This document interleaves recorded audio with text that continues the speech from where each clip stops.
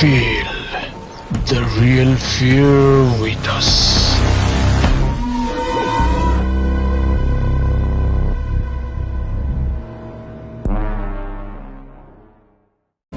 প্রিয় লিসেনার্স, আসসালামু আলাইকুম। Feel the real fear with আস।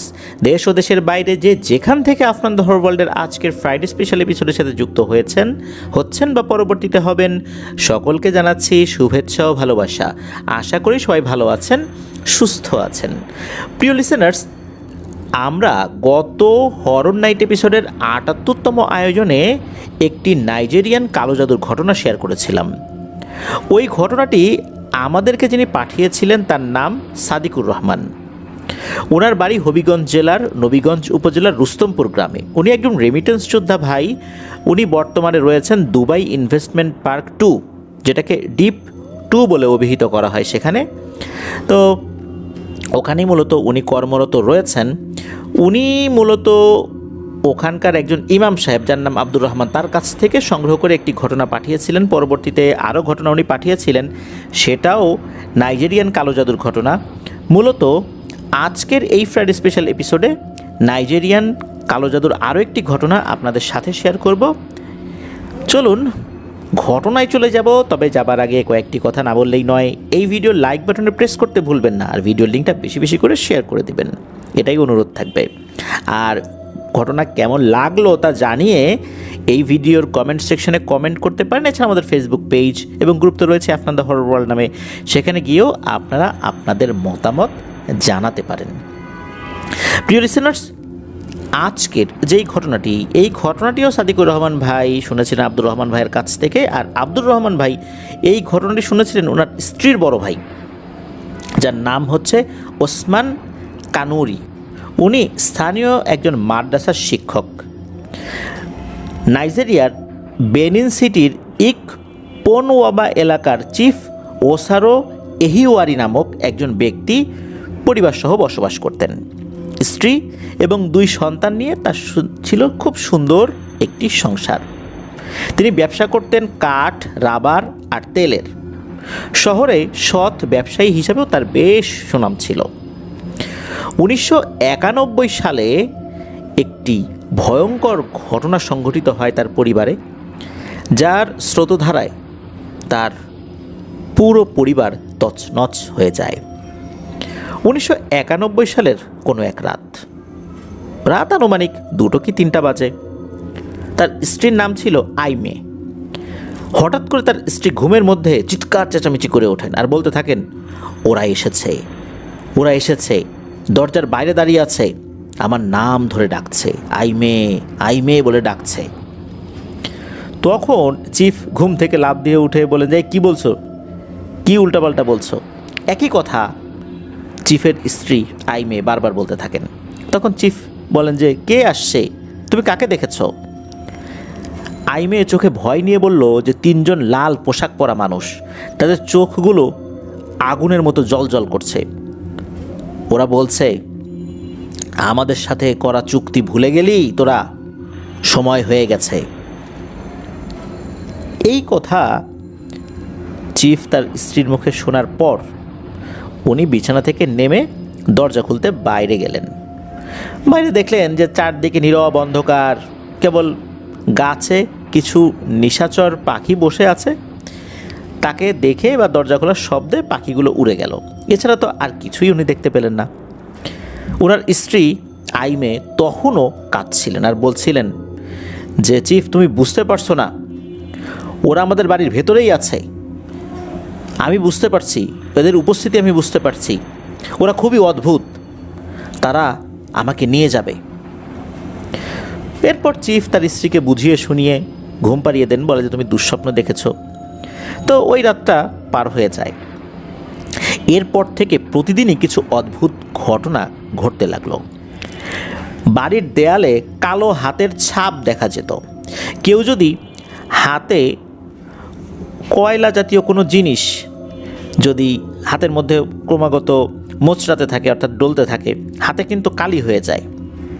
আর কয়লার কালি কিন্তু অন্যরকম হয়, কিছু কিছু ক্ষেত্রে গুঁড়া গুঁড়া কিন্তু থেকে যায়। মনে হচ্ছে এই কয়লা জাতীয় কোনো কিছু হাতের সাথে খুব ভালো করে ডলে দেয়ালে ছাপ দেয়া হয়েছে। হাতগুলো খুব বড় বড়, আঙ্গুল 5টাই, কিন্তু হাতগুলো অনেক বড় বড়। হাতের পাতাটা এত বড় যে স্বাভাবিক মানুষের হাতের পাতা এত বড় হয় না। আর এটা যে কয়লার কালির ছাপ এটাও খুব ভালো করে বোঝা যাচ্ছে। এত কিছু বাদ দিয়ে কয়লার কালি কেন, বা কয়লা কেন? কয়লার সাথে তো আগুনের একটা সম্পর্ক রয়েছে। ব্যাপারটা আসলে কি? চিফের ছোট মেয়ের নাম হচ্ছে এভা, বয়স 8 বছর। স্কুল থেকে ফিরে এসে বলতো, একজন লাল চোখওয়ালা আঙ্কেল আমাকে প্রতিদিন ফিসফিস করে বলে, আমার সাথে নদীতে চলে আয়, সেখানে আমি তোকে অনেক কিছু দেব, তোর যা যা পছন্দ সব দেব। তো চিফের মেয়ে এভা এসে এই ধরনের কথা বলতো। তো চিফ বলতো যে ওই আঙ্কেলের সাথে তুমি আর কথা বলো না, খবরদার, ডাকলেও কাছে যাবা না। তখন এভা বলতো, আমি তো কাছে যাই না, হুট করে আমার কানের কাছে সে ফিসফিস করে। তো মেয়ে তো আসলে বুঝতে পারে নাই যে এই জিনিসটা কি। এছাড়া মাঝরাতে নাকি হঠাৎ করেই ঢোলের শব্দে বাড়ির সবার ঘুম ভেঙে যেত। মনে হচ্ছে রান্নাঘরে কেউ ঢোল বাজাচ্ছে। কে বাজাচ্ছে, কোত্থেকে শব্দ হচ্ছে, যখন বাইরে এটা পরখ করার জন্য যেত বা রান্নাঘরে যেত, দেখতো যে কিছুই নাই, শব্দও থেমে গেছে। একদিন পরিবারের কাজের লোক সকালবেলা বাড়ি ছেড়ে পালিয়ে গেছে। তার বাড়ি খুব বেশি দূরে ছিল না, তার বাড়িতে খুঁজতে খুঁজতে গিয়ে পাওয়াও যায়। তাকে বলা হয় যে তুমি এরকম পালিয়ে গেলে কেন? তখন সে বলে যে আমার বেতন টেতন লাগবে না, আপনারা চলে যান না, আপনার বাসায় আমি কাজ করব না। তখন চিফ বলছে যে কাজ করবো না ভালো কথা, তাই বলে এইভাবে সকালবেলা পালিয়ে আসবা? বলো কেন চলে গেছো? তখন ওই কাজের লোক ভয়ঙ্কর একটা তথ্য দেয়।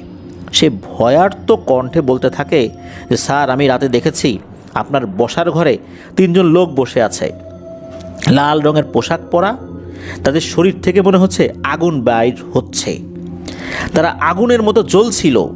তারা বলছিল, আমাদের পাওনা নেবার সময় হয়ে গেছে, আমাদের পাওনা না দিলে আমরা ছিনিয়েই নেব।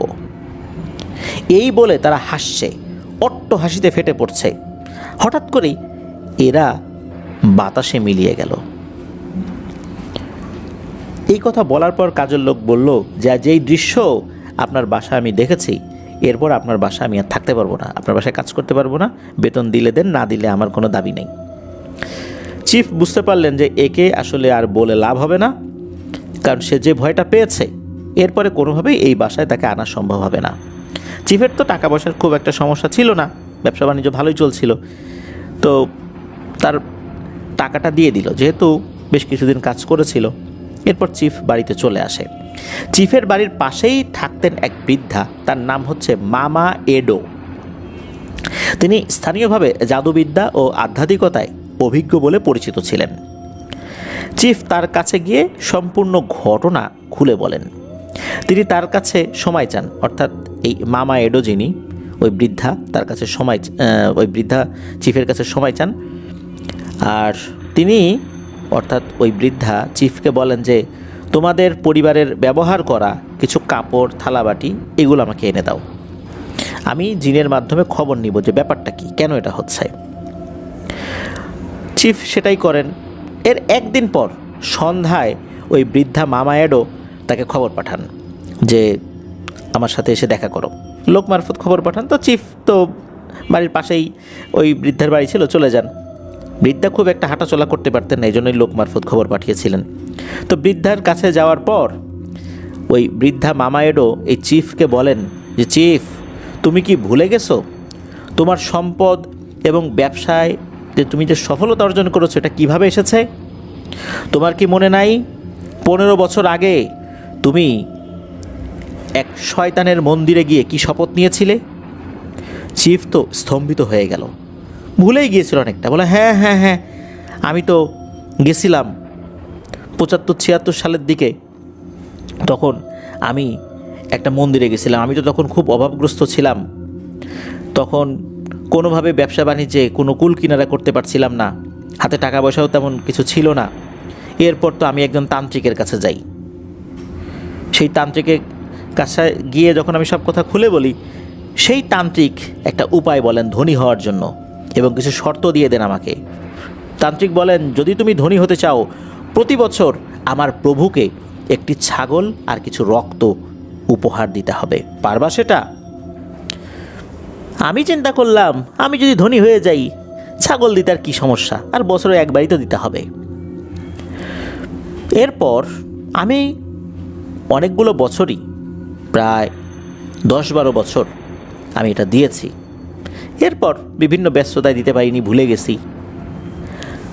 এই কথা শোনার পর ওই বৃদ্ধা মামা এডো চিফের দিকে তাকিয়ে বললেন, চিফ, তুমি তো বিশাল বিপদে পড়েছ। তুমি জানো তুমি কাদের সাথে চুক্তি করেছিলা? এরা ভয়ঙ্কর পিশাচ। এরা এমন টাইপের পিশাচ, এরা নিজেদেরকে প্রভু মনে করে। এরা বিভিন্ন তান্ত্রিকদেরকে দিয়ে বিভিন্ন মানুষদেরকে তাদের গোলাম বানায়, বিনিময়ে সেই মানুষদেরকে ওরা কিছু জিনিস দেয়। এভাবে ওরা শক্তিশালী হয়। এই মানুষগুলো কিছু পেয়ে যখন বিভিন্ন বলি তাদেরকে উৎসর্গ করে, তখন এরাও শক্তিশালী হয়ে যায়। তুমি তো শপথ ভেঙে ফেলেছ। এখন এই পিশাচেরা তাদের পাওনা তো তোমার কাছে চাইবে, এটাই স্বাভাবিক। তারা তোমার উপর খুবই রাগান্বিত হয়ে আছে। তাদের কাছ থেকে তুমি, তোমার স্ত্রী, সন্তানেরা কেউই নিরাপদ নও। চিফ তখন মামা এডোকে জিজ্ঞেস করলেন যে, আপনি বলুন এখন আমি কি করব? তখন মামা এডো বললেন যে, এর সমাধান আমি দিতে পারবো না বাবা, কারণ তুমি জাদুর মাধ্যমে যে সকল পিশাচ জিনদের আশ্রয় নিয়েছ, তাদের আসলে কোনো ধর্ম থাকে না। ওরা নিজেরাই একটা ধর্ম চালু করে, সেটা হচ্ছে শয়তানি ধর্ম। এরা নির্দিষ্ট কোনো ধর্মের অনুসারী নয়। এদেরকে সহজে বিভিন্ন রিচুয়াল করে আটকানো যায় না। তারা নিজেদের সমাজ থেকে বিতাড়িত, পরিবার থেকে বিতাড়িত। তারা নিজেদেরকে বিশাল কিছু মনে করে। তারা কালো জাদুর চর্চা করে, আর মাঝে মাঝে মানুষকেও বলি হিসাবে নেয়, আর এগুলো নিয়ে নিজেদের শক্তি বাড়ায়। এরা খুবই ভয়ঙ্কর এবং দুর্ধর্ষ। এদের সাথে আমার পালিত জিনেরা কথাই বলতে পারবে না। আর আমার অনুগত একটা জিন অনেক কষ্টে দূর থেকে এদের তথ্য সংগ্রহ করেছে এবং আমাকে নিষেধ করেছে আমি যেন এসব বিষয়ে মাথা না ঘামাই। যদি মাথা ঘামাই তাহলে ওরা আমাকে কোনো ধরনের কোনো সহযোগিতা করতে পারবে না, আর আমার সাথে সাথে ওদেরকেও মেরে ফেলবে। এখন তোমার উচিত সেই পুরনো তান্ত্রিকের কাছে গিয়ে এই বিষয়ের সমাধান নেওয়া, যেই তান্ত্রিকের মাধ্যমে তুমি এই সমস্যার সূত্রপাত করেছিলা। তার কাছে যাও, তার সাথে গিয়েই আলোচনা করো, সেই তোমাকে কোনো উপায় বলতে পারবে। একথা শোনার পর সেই রাতেই চিফ সেই তান্ত্রিকের কাছে যান। সেই তান্ত্রিককে তো উনি চিনতেন খুব ভালো করেই, যেহেতু অনেকগুলো বছরই সেই তান্ত্রিকের কাছে গিয়ে বলির উপকরণগুলো দিয়ে আসছেন।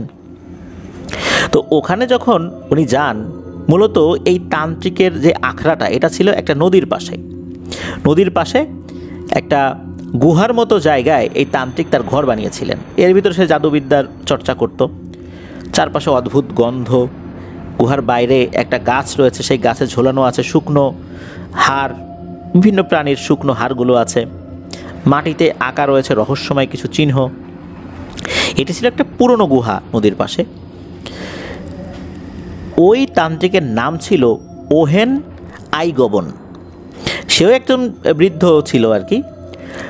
তবে দীর্ঘ 15-16 বছর পর, বা দীর্ঘ 15-16 বছরে এই তান্ত্রিকের চেহারা স্রোতেরও বেশ কিছু পরিবর্তন হয়েছে। বয়স হলে মানুষের চেহারায় বার্ধক্যের ছাপ আসে, তবে মনে হচ্ছে দিন দিন আসলে তার বয়স হয়ে যাচ্ছে। আর তান্ত্রিকের চেহারা আস্তে আস্তে ভয়ঙ্কর হয়ে উঠছে। তান্ত্রিককে দেখলে মনে হয় সে আসলে কোনো মানুষ না, সে সাক্ষাৎ একটা জিন, একটা পিশাচ জিন। আসলে সে মানুষই। আর তান্ত্রিকের চোখ লালচে হয়ে গেছে, হাতে লম্বা লাঠি, গলায় মানুষের শরীরের বিভিন্ন অংশের হাড়ের মালা পরা, যেটা আগে ছিল না। চিফকে দেখে তান্ত্রিক বলে ওঠে, কিরে চিফ, আসতে তো দেরি করলি কেন? শর্তের কথা কি মনে পড়ছে এখন? সম্পদ পেয়ে শর্ত ভুলে গেছিলি না? এখন বিপদ এসেছে, এখন আসছি সেখানে। আমার প্রভুদেরকে তুই অসন্তুষ্ট করেছিস, তুই তো ধ্বংস হয়ে যাবি রে। একথা শোনার পর চিফ ভয়ে কাঁপতে কাঁপতে ওই তান্ত্রিকের কাছে গিয়ে বলেন যে আমাকে একটা সমাধান বের করে দেন, আমার পরিবার তো ধ্বংস হয়ে যাচ্ছে, আমিও ধ্বংস হয়ে যাচ্ছি, ওরা আমাদেরকে আক্রমণ করেছে। তখন তান্ত্রিক আরও রাগান্বিত হয়ে কিছু একটা পুরনো কোনো একটা জিনিসের ধোঁয়া ছাড়ছিলেন আর কি, ওটা পোড়াচ্ছিলেন বা কিছু একটা ধোঁয়া ছড়াচ্ছিলেন হাত দিয়ে বা পাখা দিয়ে বাতাস করে ধোঁয়া চতুর্দিকে ছড়ায় না, অনেক সময় আমরা এটা দেখি যে কাবাব বানানোর সময় এই ধরনের ধোঁয়া ছড়ায়, ধোঁয়া হওয়ার পরে আবার ডানে বায়ে ছড়িয়ে দিতে হয়, ওইভাবে সে ধোঁয়া ছড়াচ্ছিল। ছড়াতে ছড়াতে সেই তান্ত্রিক ওহেন আইগবন বলছে, তুই তো আমার প্রভুদের সাথে প্রতারণা করেছিস, তোকে ধন সম্পত্তি দিল, তুই কিছুদিন বা কিছু বছর কথা রাখলি, এরপরে ভুলে গেলি। এখন তো তোর পাওনা সুদে আসলে অনেক বেশি হয়ে গেছে রে, এখন সব কিছু ওদেরকে ফেরত দিতে হবে, ওরা যা চায় তাই দিতে হবে। চিফ তো কান্নাকাটি শুরু করে দেন, তাকে জিজ্ঞেস করেন যে কীভাবে দেবো, আপনি বলেন আমি কি করতে পারি, যা করার দরকার আমি সব করব, তবু আমি আমার পরিবারকে বাঁচাতে চাই, আমাকে উপায় বলুন। তান্ত্রিক কিছুই বলে না, চুপ থাকে।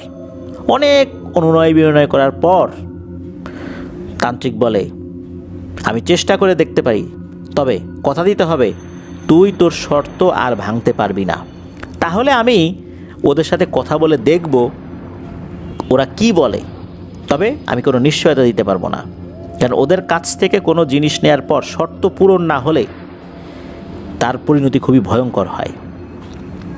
একথা শোনার পর চিফ কোনো কিছু চিন্তা না করে রাজি হয়ে যায় যে কোনো শর্ত মানতে আমি রাজি। তখন ওই তান্ত্রিক কিছুক্ষণ চুপ করে থেকে কোনো এক অজানা ভাষায় কিছু পড়তে থাকে। কিছুক্ষণের মধ্যেই ওই গুহাটা মারাত্মক গরম হয়ে যায়। হঠাৎ করে কোত্থেকে যেন আগুনের 3টা গোলা, অর্থাৎ বলের মতো, ঠিক আগুনের গোলা আর কি, এটা ওই তান্ত্রিকের মাথার উপর ঘুরতে থাকে, ঘুরতে থাকে। আর তান্ত্রিক অজানা কোনো এক ভাষা ওদের সাথে কথা বলে, যেটা নাইজেরিয়ান ভাষা না, সম্পূর্ণ ভিন্ন ভাষা, যা চিফ বুঝতে পারছে না। এরপর হঠাৎ করেই ওই 3টা গোলা ঘুরতে ঘুরতে আবারও ভ্যানিশ হয়ে যায়। এরপর ওই তান্ত্রিক চিফকে বলে, আমার প্রভুরা মানুষ বলি চায়, এছাড়া আর কোনো উপায় নেই। একথা শোনার পর চিফ তান্ত্রিকের কাছে বলে, আমি কিভাবে একটা মানুষকে বলি দেব, এরকম কি সম্ভব? নিজে বাঁচার জন্য আর একটা মানুষকে বলি দেব? তখন তান্ত্রিক বলে, বাঁচতে চাইলে দাও, না হলে দেওয়ার দরকার নাই, না হলে তুমি সহ তোমার পরিবারের সবাইকেই ওরা নিয়ে যাবে, এখন সিদ্ধান্ত তোমার। চিফ মাথায় হাত দিয়ে চুপচাপ কিছুক্ষণ বসে রইলেন। একটা পর্যায়ে চিফ বলেন, ঠিক আছে আমি রাজি, কি করতে হবে আমাকে বলেন। তখন ওই তান্ত্রিক বলে যে আমার প্রভুরা আমাকে বলেছে এমন একজন মানুষকে বলি দিতে হবে আসছে পূর্ণিমার রাত্রে এই জঙ্গলের ভেতরে, সে হতে হবে একজন যুবক যে বিয়ে করেনি, এমনকি বিয়ের জন্য তার পাত্রীও এখন পর্যন্ত দেখা হয়নি, সে মাত্র যুবক হয়েছে, আর তাকে হতে হবে মা বাবার একমাত্র সন্তান, তাকেই বলি দিতে হবে, একেই বলি হিসাবে আমার প্রভুরা নেবে। চিফ রাজি হয়ে যায় এবং ওই তান্ত্রিককে কিছু অর্থকড়িও দিয়ে যায়। বাড়িতে যাওয়ার পর চিফ চিন্তা করতে থাকে, রাজি তো হলাম, এখন আমি কাকে এভাবে নিয়ে যাব, খুঁজে কিভাবে বের করব, যে মাত্র যুবক হয়েছে, যার বিয়ের জন্য পাত্রীও দেখা শুরু হয় নাই। চিন্তা করতে করতে হঠাৎ করে তার চোখ মুখে আনন্দের ঝিলিক বয়ে যায়। সে চিন্তা করে দেখলো তার এক কাজিন রয়েছে যে মাত্র যুবক হয়েছে, তার বিয়ের কথাবার্তা এখনও হচ্ছে না, বা তার জন্য মেয়েও দেখা হয়নি, কেননা তার বাবা মারা গেছে, পরিবারের বোঝা তার কাঁধের উপর চেপেছে, তার মা জীবিত আছে। এমত অবস্থায় এই আর্থিক টানাপোড়েনের ভিতরে তার মেয়ে দেখার, অর্থাৎ বিয়ের জন্য মেয়ে দেখার কোনো সুযোগও হয়নি, এটা চিফ জানতেন। চিন্তা করলেন এই ছেলেকেই আমি বলি বানাবো, এছাড়া আর উপায় নাই। চিফ সেই কাজিনের কাছে গেলেন, তাকে বললেন যে ভাই, তুমি তো ব্যবসা বাণিজ্য করতে চাচ্ছ, তোমার কাছে তো টাকা পয়সা নেই, তাই না? তখন তখন সেই ছেলেটা বলছে যে হ্যাঁ, আমার কাছে তো টাকা নেই ভাই, কি করি, আমার তো পুঁজি নাই, আমি কীভাবে ব্যবসা বাণিজ্য করব। তখন চিফ বলেন, তোমার পুঁজি নিয়ে কোনো চিন্তা করতে হবে না, পুঁজি আমি দেব। একটা ব্যবসায়িক মিটিং আছে, আমি তোমাকে জানাবো, তুমি আমার সাথে যাবা। সেও রাজি হয়ে যায়, সেও খুশি। তবে চিফ বলেছিল এই বিষয়ে কারোর সাথে কোনো আলোচনা করবা না, আলোচনা করলে কিন্তু আমি আর এই কাজ করতে পারবো না। আর নতুন যে ব্যবসাটা তুমি করবা, এই ব্যবসায় আমি অংশীদার হব, তুমি ব্যবসা চালাবা, আমি তোমাকে অর্থ দেব, অর্থাৎ আমি টাকা দিব, তুমি ব্যবসায় শ্রম দিবা, 50-50। কাজিন তো রাজি হয়ে যায়। কবে যেতে হবে এটাও জানিয়ে দেয়, কোন রাত্রে সেই বলিটা হবে এটা তো তান্ত্রিক বলে দিয়েছিল, সেই রাতের কথাই বলে দেয়। তান্ত্রিক সব কিছু প্রস্তুত করে রেখেছে। মধ্যবর্তী সময় তান্ত্রিকের কাছে গিয়ে অবশ্য চিফ এই পুরো ব্যাপার বলেও এসেছে যে ব্যাপারটা কীভাবে সম্পন্ন হবে, তান্ত্রিকও প্রস্তুতি নিয়ে রেখেছে। এরপর যথারীতি সময় অনুযায়ী চিফ তার কাজিনকে নিয়ে জঙ্গলের ভেতরে চলে যায়। জঙ্গলের ভেতরে মাটি খুঁড়ে একটি গর্ত তৈরি করে রাখা হয়েছিল, আর এই কাজটি মূলত ওই তান্ত্রিকের 2 জন শিষ্য ছিল, তারাই করেছে। গর্তের চতুর্দিকে মানুষের মাথার খুলি, প্রত্যেকটা খুলির উপরে মোমবাতি জ্বলছে, আর মাটির চতুর্দিকে বিভিন্ন জায়গায় লাল রং দিয়ে অদ্ভুত কিছু প্রতীকের চিহ্ন করে রাখা হয়েছে। চিফ আর তার কাজিন ওখানে আসার পর একটা ছাগল এবং মুরগি জবাই করা হলো, রক্ত ঢালা হলো মাটির উপর। তান্ত্রিক মন্ত্র পড়তে শুরু করলো। হঠাৎ চতুর্দিকে অস্বাভাবিক ঠান্ডা নেমে এলো, বাতাসে শো শো শব্দ শুরু হয়ে গেল। মাটির ভেতর থেকে, অর্থাৎ এই যে গর্তের ভেতর থেকে মনে হচ্ছে কেউ গর্জন করছে, কোনো হিংস্র প্রাণী ওই গর্তের মধ্যে রয়েছে, সে উঠে আসার জন্য গর্জন করছে, অথচ একটু আগে ওখানে কিছুই ছিল না। তখন কাজিন কিছু একটা বুঝতে পারে যে এখানে নিশ্চয়ই কোনো গড়বড় রয়েছে। তখন সে চিফকে জিজ্ঞেস করলো, ভাই এটা কি হচ্ছে, তুমি আমাকে এখানে কেন এনেছো? আমাদের তো ব্যবসায়িক আলোচনা করার কথা ছিল, তুমি এই তান্ত্রিকের কাছে কেন নিয়ে আসছো? চিফ কিছু বলার আগেই তান্ত্রিক চিৎকার করে উঠল, একে বৃত্তে ফেলো। তখন তান্ত্রিকের 2 জন সহযোগী কোত্থেকে এসে কাজিনকে ধাক্কা দিয়ে ওই বৃত্তের মধ্যে ফেলে দিল, আর বৃত্তের মধ্যে পড়ার সাথে সাথে এক পাশ দিয়ে সে গর্তের মধ্যেও পড়ে গেল। কাজিন নিচ থেকে চিৎকার করে বলছে, চিফ ভাই, তুমি এটা কি করছো আমার সাথে? আমাকে ছেড়ে দাও, আমি ছাড়া আমার মায়ের আর কেউ নাই, আমাকে ছেড়ে দাও ভাই, আমাকে কি করতে হবে বলো, আমি তাই করবো তোমার জন্য, সারা জীবন তোমার গোলাম হয়ে থাকবো, আমার সাথে এমন কিছু করো না, আমার মা মারা যাবে আমার শোকে। চিফ চোখ বন্ধ করে ফেললেন, উনি কিছু দেখতে চাইলেন না। ওনার চোখে এই জিনিসটা আসলে দেখার মতো কোনো অবস্থা, ওনার মানসিক অবস্থা সেটা ছিল না। যখন ওই গর্তের মধ্যে ফেলা হলো, হঠাৎ করে মনে হলো আকাশ থেকে কালো ধোঁয়া নেমে আসতে শুরু করেছে, আর ওই ধোঁয়ার ভেতর থেকে বেরিয়ে এলো একটি বিশাল ছায়া, তার চোখ লাল টকটকে জল করছে, দাঁতগুলো সূচালো, এলোমেলো দাঁত, উপরের পাটি নিচের পাটি দুটো মিলেমিশে একাকার, দাঁতগুলো রক্ত মাখা। হঠাৎ করে সেই অবয়বটা চিৎকার করে স্থানীয় ভাষায় বলে উঠল, অবশেষে আমার জন্য বলি এলো। এদিকে চিফের কাজিন তো চিৎকার করছে প্রচণ্ড জোরে। এদিকে ওই অবয়বটা ধীরে ধীরে ওই গর্তের মধ্যে প্রবেশ করলো। তারপর মনে হলো একটা ধোঁয়া গর্তের ভিতর থেকে বেরিয়ে আবার আকাশে মিলিয়ে গেল, আর ওই গর্তের মধ্যে কাউকেই দেখা গেল না। অর্থাৎ চিফের কাজিনকে হয় মুহূর্তের মধ্যে খেয়ে ফেলেছে, বা ধোঁয়ার আকৃতি দিয়ে তাকে কোথাও নিয়ে গেছে। তবে হ্যাঁ, চতুর্দিকে রক্ত আগুনে পুড়ে গেলে যেরকম এক ধরনের বোটকা গন্ধ হয়, এমন গন্ধ চতুর্দিকে ছড়িয়ে পড়ল। চিফ ভয়ে কাঁপছিল। তান্ত্রিক বলল, দেখেছো, আমার প্রভু খুশি হয়েছে, এখন তোমার পরিবার নিরাপদ। ওই মুহূর্তে কোত্থেকে আর একটা ছায়ামূর্তি হঠাৎ করে হাজির হলো সেখানে। এসেই লাল টকটকে জল জ্বলে চোখ দিয়ে চিফের দিকে তাকালো। বলছে, চিফ, তুমি আমাদের সাথে প্রতারণা করেছ, একটি মাত্র প্রাণ তো যথেষ্ট নয়। এই বলেই ছায়াটি ঠিক যেভাবে এসেছিল হুট করে সেভাবেই মিলিয়ে গেল। চিফ হতবাক হয়ে গেল, তান্ত্রিককে বলল, একটি মাত্র প্রাণ যথেষ্ট নয় মানে? তান্ত্রিক, আমি তো তোমার কথা অনুযায়ী বলি দিলাম, সব কিছু ঠিকঠাকই তো ছিল, এখন এরা কি বলে? তান্ত্রিক তখন চিফকে সান্ত্বনা দিয়ে বলল, চিন্তা করো, আমি দেখতেছি কি করা যায়, তুমি বাড়ি যাও।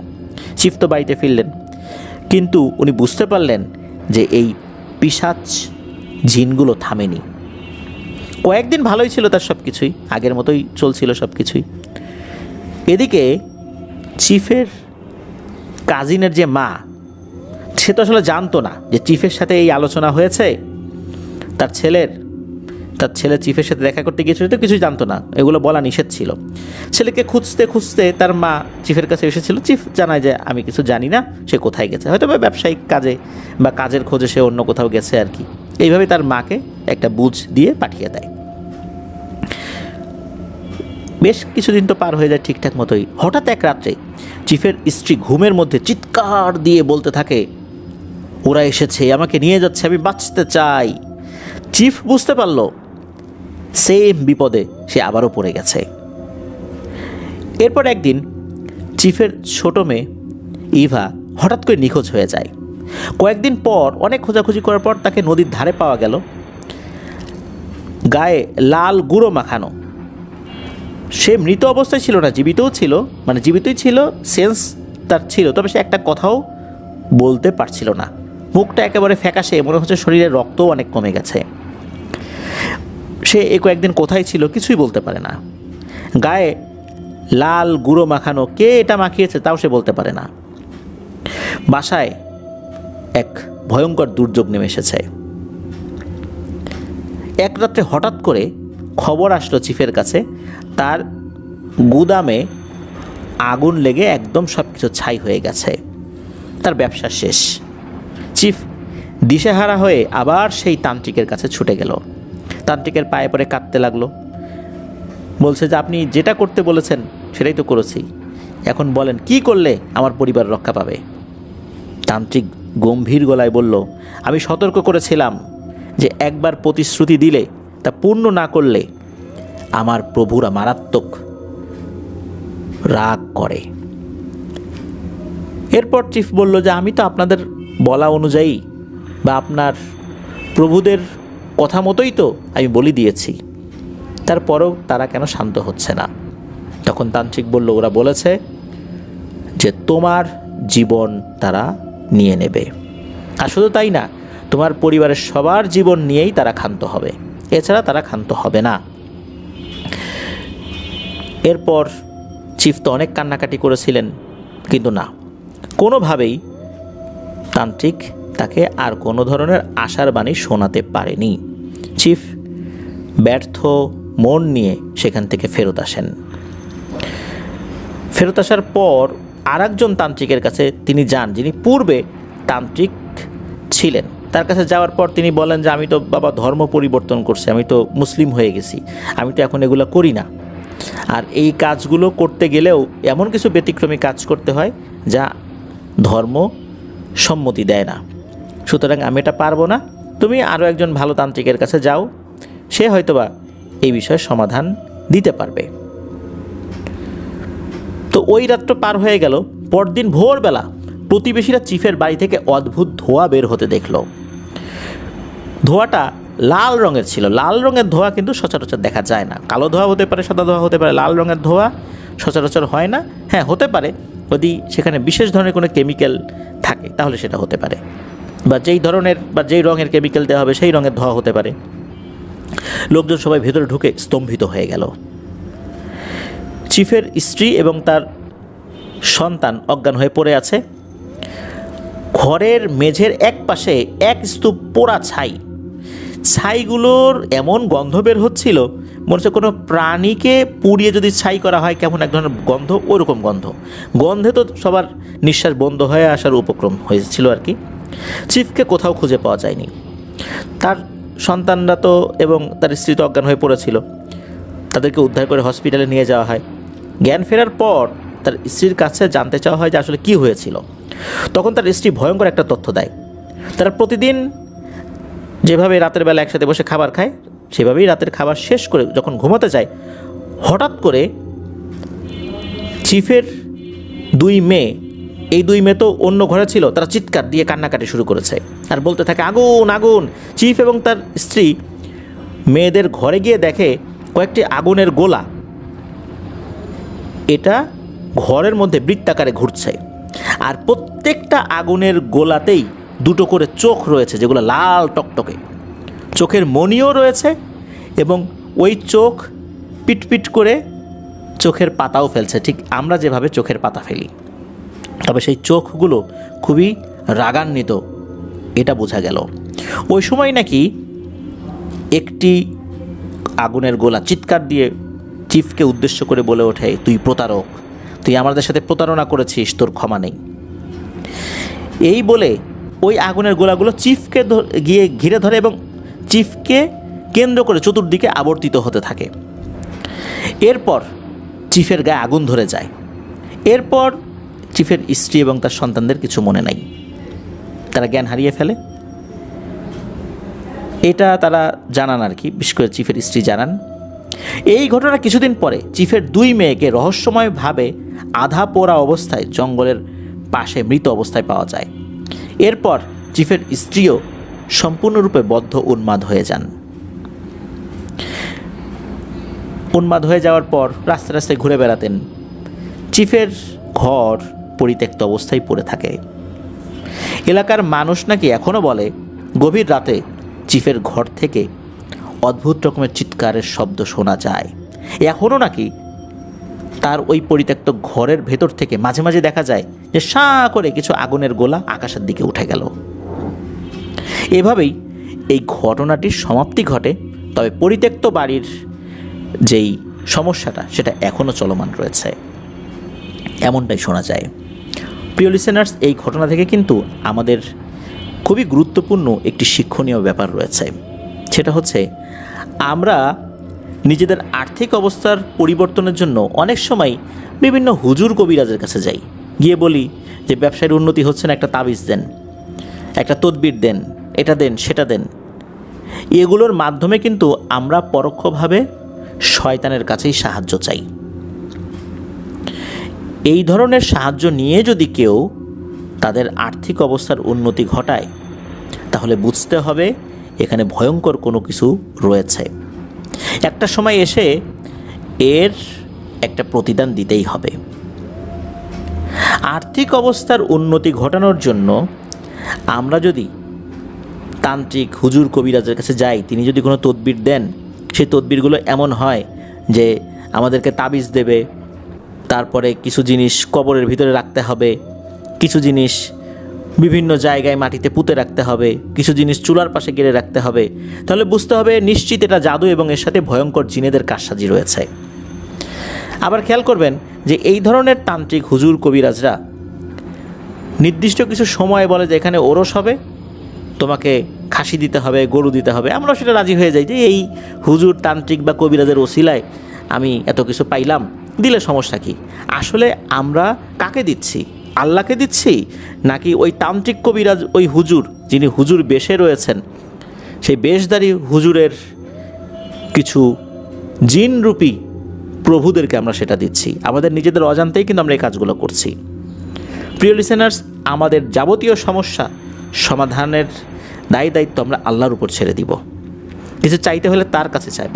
হ্যাঁ, আমরা যদি কালো জাদুতে আক্রান্ত হই, শরিয়াসম্মতভাবে রুকিয়া করাবো, সেই হিসাবটা সম্পূর্ণরূপে আলাদা। কিন্তু আমাদের ব্যবসা বাণিজ্য উন্নতি করার জন্য আমরা তান্ত্রিক হুজুর কবিরাজের কাছে গিয়ে তদবির নেব, এই কাজটা যেন না করি। আল্লাহ আমাদেরকে হেফাজত করুন। প্রিয় লিসেনার্স, আজকের এপিসোড এ পর্যন্তই ছিল। ধন্যবাদ জানাচ্ছি যিনি আমাদেরকে ঘটনা পাঠিয়েছেন। আর আফনান হরর ওয়ার্ল্ডের পক্ষ থেকে নাইজেরিয়ান ভাই আব্দুর রহমানের প্রতিও আমাদের শ্রদ্ধা ভালোবাসা থাকলো, কারণ তার মাধ্যম দিয়েই এই ঘটনাটি আমরা আমাদের রেমিটেন্স শ্রদ্ধা ভাইয়ের কাছে হয়ে আফনান হরর ওয়ার্ল্ডের মাধ্যমে আমরা শেয়ার করলাম। আশা করছি প্রিয় লিসেনার্স, আমরা এই ধরনের ঘটনা বিশেষ করে শিক্ষণীয় এমন ঘটনাগুলো আরও বেশি বেশি করে শুনতে পারবো। ধন্যবাদ সাদিকুর রহমান ভাই, অনেক ব্যস্ততার মধ্যেও আপনি ঘটনা লিখে পাঠিয়েছেন। আরও ধন্যবাদ জানাচ্ছি যারা ধৈর্য ধরে আজকের এই এপিসোডের ঘটনাটি শুনলেন। প্রিয় লিসেনার্স, আগামীকাল শনির রাতের আরও একটি এপিসোড নিয়ে হাজির হচ্ছি। সবাই ভালো থাকবেন, সুস্থ থাকবেন, আমার জন্য দোয়া করবেন, আমার পরিবারের জন্য দোয়া করবেন, আপনাদের জন্য দোয়া রইল, আপনাদের পরিবারের প্রত্যেকের জন্য দোয়া রইল। মহান আল্লাহ সুবহানাহু ওয়া তাআলা আমাদেরকে ভালো রাখুন, সুস্থ রাখুন, নিরাপদে রাখুন, আফরান দ্য হরর ওয়ার্ল্ডের সাথে রাখুন। আসসালামু আলাইকুম।